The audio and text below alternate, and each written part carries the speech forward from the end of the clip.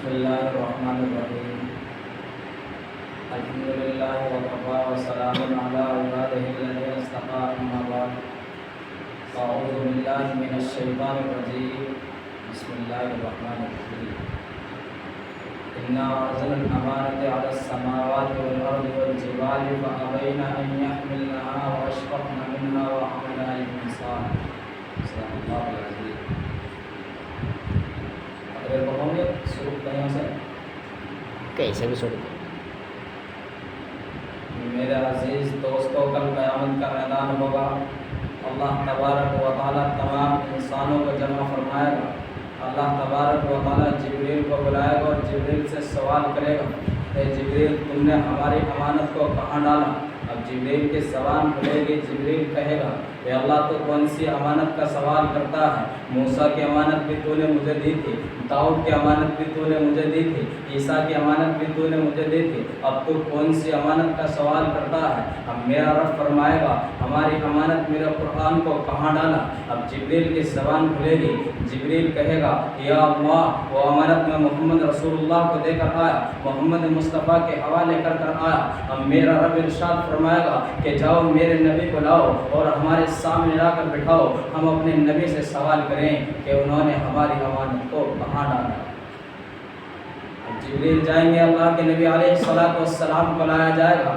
میرا رب اپنے نبی سے ارشاد فرمائے گا کہ محمد مصطفیٰ کیا تم تک ہماری امانت آئی؟ کیا تم تک ہمارا قرآن پہنچا؟ اب میرے نبی کی زبان مبارک کھلے گی اور میرا نبی ارشاد فرمائے گا کہ ہاں اللہ آپ کی امانت مجھ تک آئی، آپ کے قرآن کی آیتیں مجھ تک آئیں، آپ کے قرآن کی آیتیں میرے سینے میں جمع کر دی گئیں. اب میرا رب ارشاد فرمائے گا تم نے ہماری امانت کو کہاں ڈالا؟ اب میرا نبی ارشاد فرمائے گا وہ امانت میں ابو بکر صدیق کو دے کر آیا، عمر فاروق رضی اللہ تعالیٰ کو دے کر آیا، عثمان غنی رضی اللہ تعالیٰ کو دے کر آیا، علی مرتضیٰ کو دے کر آیا، اپنے سارے امت کے حوالے کر آیا.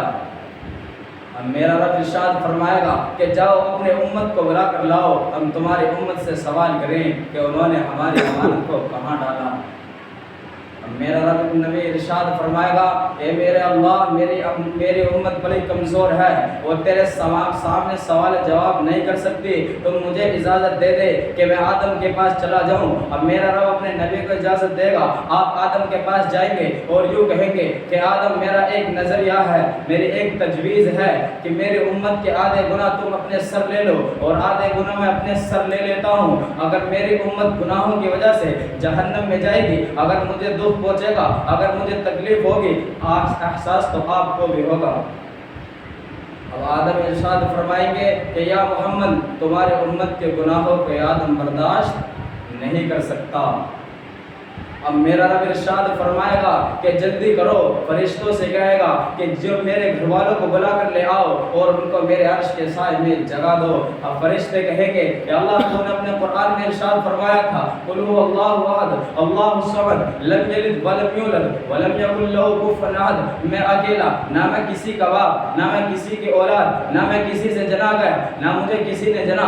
آج اس قیامت کے میدان میں تیرے گھر والے کہاں سے آ گئے؟ اب میرا رب ارشاد فرمائے گا کہ جلدی کرو، جنہوں کے سینوں کے اندر میرے قرآن کی آیتیں ہوں، جن کے سینوں کے اندر میرے قرآن کی محبتیں ہیں، وہی میرے گھر والے ہیں، ان کو بلا کر لاؤ اور میرے عرش کے سائے میں جگا دو.